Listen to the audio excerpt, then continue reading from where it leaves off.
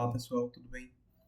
Meu nome é Davidson Victor, sou estudante de Engenharia Mecânica na Universidade Federal Rural de Pernambuco, na unidade da UAX.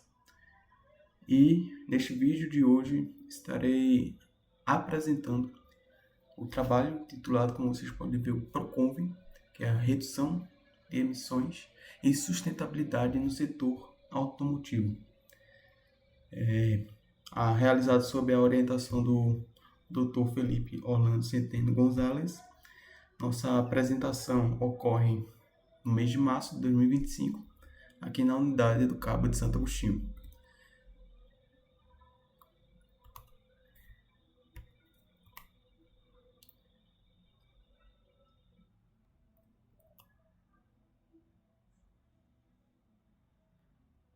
Começando, é interessante nós entendermos a importância do PROCONVE aqui no Brasil. O PROCONVE, o Programa de Controle da Poluição do Ar por Veículos Automotores, foi criado no ano de 1986 pela Resolução CONAMA de número 18. Seu objetivo principal é reduzir as emissões de poluentes veiculares e proteger a qualidade do ar, especialmente em áreas urbanas, onde o crescimento da frota e a motorização trouxeram desafios significativos. O programa surgiu como resposta à necessidade de enfrentar os impactos ambientais e de saúde pública causados pela poluição atmosférica, que se intensificou com a urbanização acelerada e o aumento do transporte rodoviário. Ao longo dessas décadas, o PROCONVE se consolidou como uma das políticas públicas mais bem-sucedidas do Brasil. Promoveu avanços tecnológicos e contribuiu para a melhoria da qualidade do nosso ar e da saúde da população. O PROCONVE foi inspirado em normas internacionais como as diretivas Euro na Europa e ajudou o Brasil a se alinhar aos padrões ambientais de países desenvolvidos. Isso não apenas melhorou a imagem do Brasil no cenário global, mas também abriu portas para a exportação de veículos fabricados no país, que passaram a atender a requisitos ambientais cada vez mais rigorosos.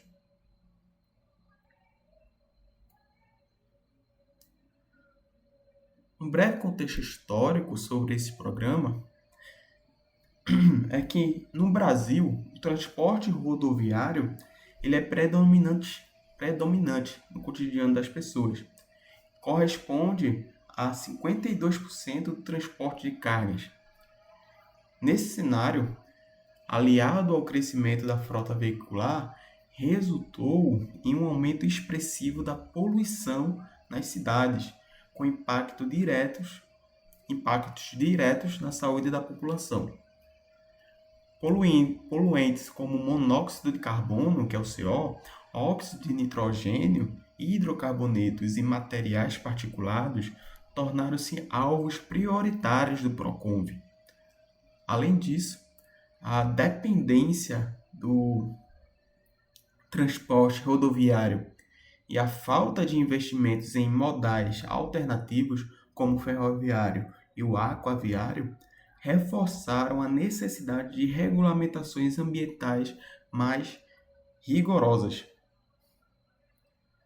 Desde a década de 1980, o Brasil enfrentou desafios como a intensificação da poluição atmosférica, congestionamentos urbanos e impactos na saúde pública, devido à maior exposição a poluentes.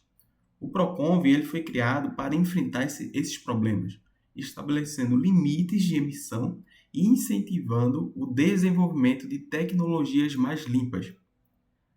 A Resolução CONAMA de número 18 do ano de 1986 estabeleceu os primeiros limites de emissão para veículos leves, e a Lei número 8.723 de 1993 reforçou a obrigatoriedade de reduzir os níveis de emissão de poluentes veiculares, induzindo o desenvolvimento tecnológico de fabricantes de combustíveis, motores e autopeças.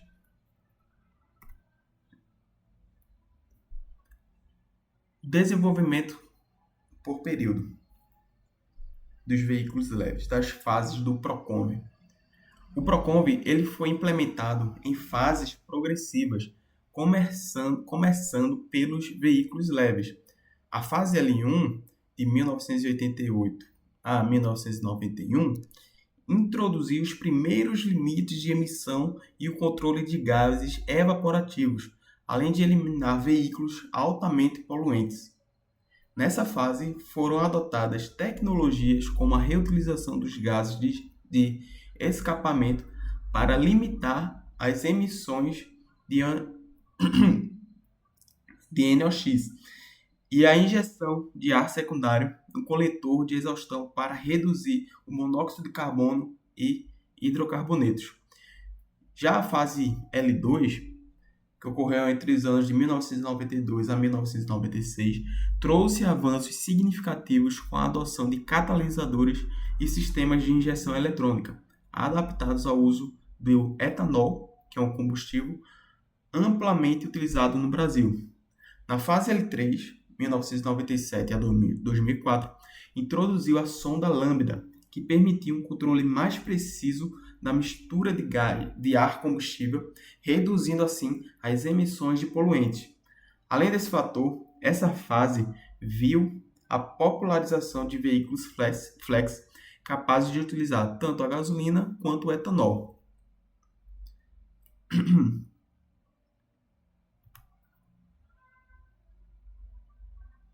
A fase L4, 2005 a 2008, focou na redução de hidrocarbonetos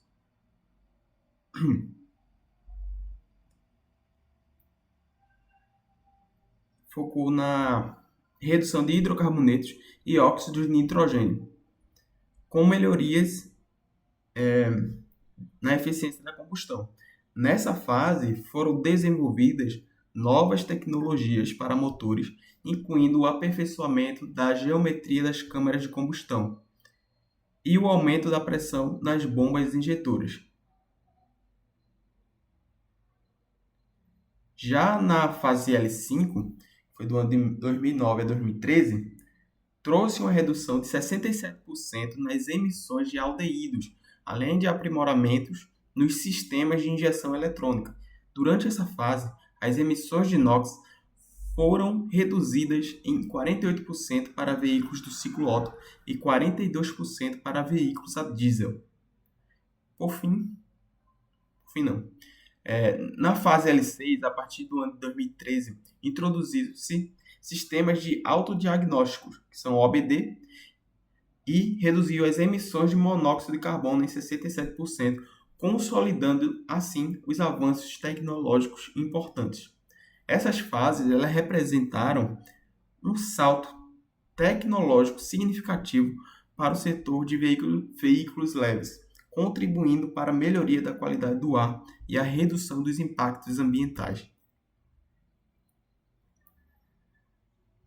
A estrutura das fases para veículos pesados do Proconv. Para os veículos pesados, o Proconv também foi implementando em fases, assim como nos veículos leves. Na fase P1, do ano 1990 a 1993, estabeleceu-se os primeiros limites de emissão ainda não obrigatórios. Na fase P2, estabeleceu-se os primeiros limites também ainda não obrigatórios. E agora na fase P3, que foi do ano de 1994 a 1997, trouxe reduções significativas de monóxido de carbono e hidrocarbonetos com a adoção de motores turbo e intercoolers.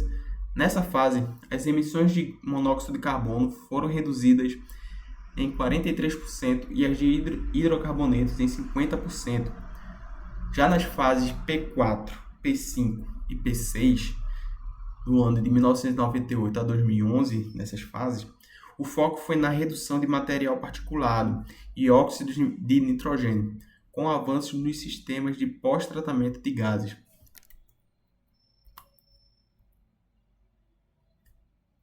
Já as inovações da fase P7 trouxeram inovações importantes, como o uso do ARLA-32 e do catalisador SCR, que reduzem as emissões de NOx, né? Que é o óxido de nitrogênio. Além disso, o diesel S10, com apenas 10 partes por milhão ppm de enxofre, foi introduzido, permitindo uma redução de até 97,5% nas emissões de material particulado, oferecendo assim uma melhor qualidade de ar.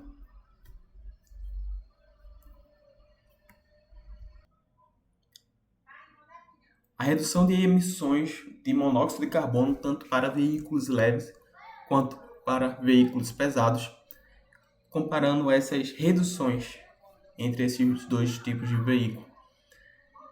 A evolução dos limites de emissão de monóxido de carbono aqui está mostrando uma redução drástica, tanto para os veículos leves quanto para os pesados. Para os veículos leves, a gente consegue ver que o limite caiu de 24 gramas por quilômetro na fase L1 para 1,3 gramas por quilômetro na fase L6. Isso equivale a uma redução de 94% na emissão desses gases.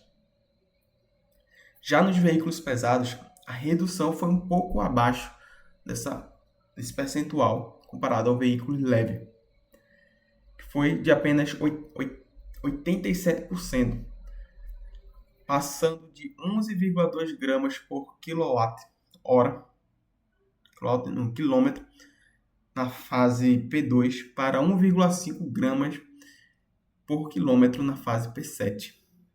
Essa redução foi possível graças ao desenvolvimento de tecnologias como os catalisadores mais eficientes, sistemas de injeção eletrônica e motores de combustão otimizados.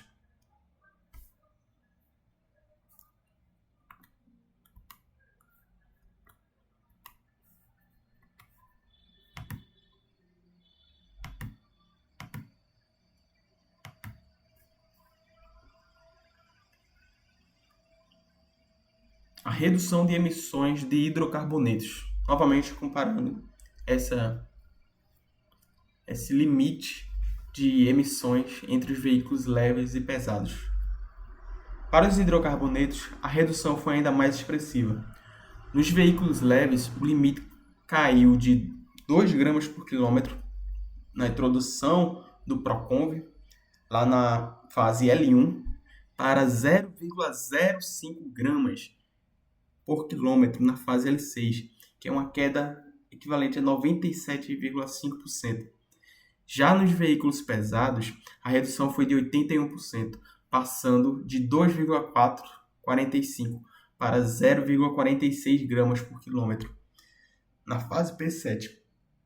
Essa redução foi possibilitada pelo uso de tecnologias como carburadores assistidos eletronicamente e catalisadores também mais eficientes, que minimizam a emissão de compostos orgânicos voláteis.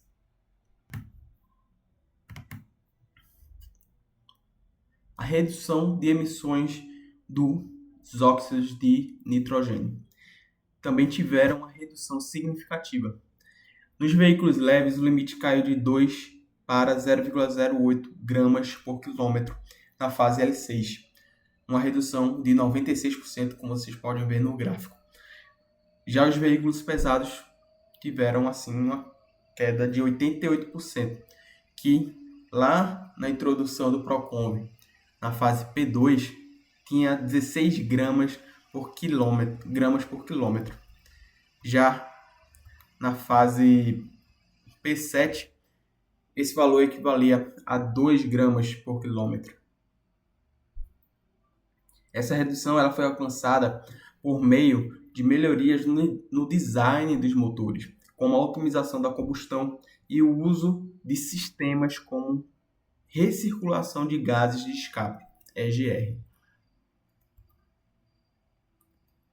Por fim, para encerrar essa parte das fases, a gente tem a evolução dos limites de material particulado, que é um dos poluentes mais prejudiciais à saúde.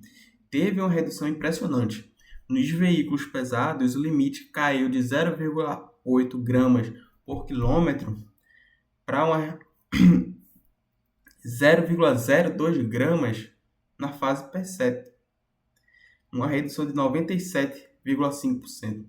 Essa melhoria foi alcançada por meio de inovações como filtros de partículas, DPF, que capturam essas partículas antes de serem liberadas no ambiente. Os impactos e inovações tecnológicas promovidas pelo programa Proconv.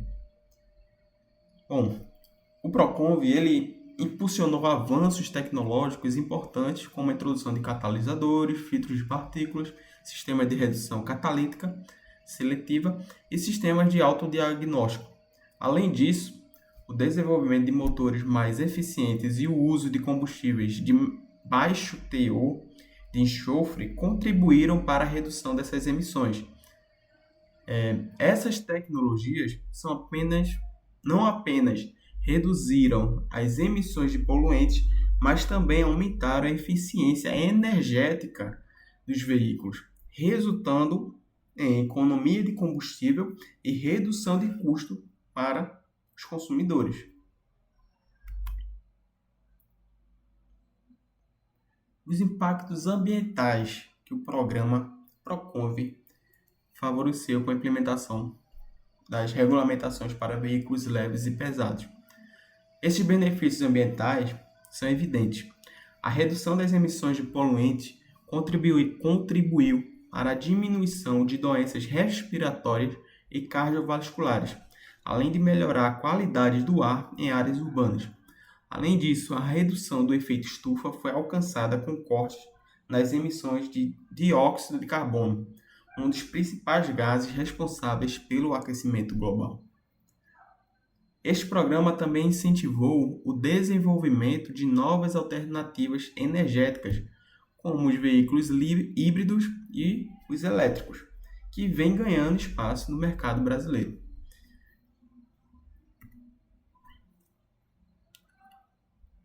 Partindo agora para a atualidade, nós temos alguns desafios em relação a esse programa. Apesar dos avanços, o Proconv ele enfrenta desafios que são bem atuais, como a adaptação às tecnologias híbridas e elétricas, a infraestrutura insuficiente para combustíveis alternativos e a necessidade de uma fiscalização mais robusta, a renovação da frota e a conscientização dos consumidores também são pontos críticos que precisam ser bem abordados. Além disso, a qualidade do combustível em todo o território nacional ainda é um desafio, pois combustíveis adulterados ou de baixa qualidade eles podem comprometer o funcionamento das tecnologias de controle de emissões. Já pensando no futuro, para o programa Proconv, podemos perceber que o futuro do Proconv ele está alinhado com a descarbonização do setor de transporte. A integração com tecnologias digitais, o incentivo a biocombustíveis e veículos elétricos e a expansão para novas categorias, como maquinário agrícola, são direções importantes. Além disso, parcerias internacionais e o monitoramento contínuo da qualidade do ar serão essenciais para garantir a eficácia desse programa.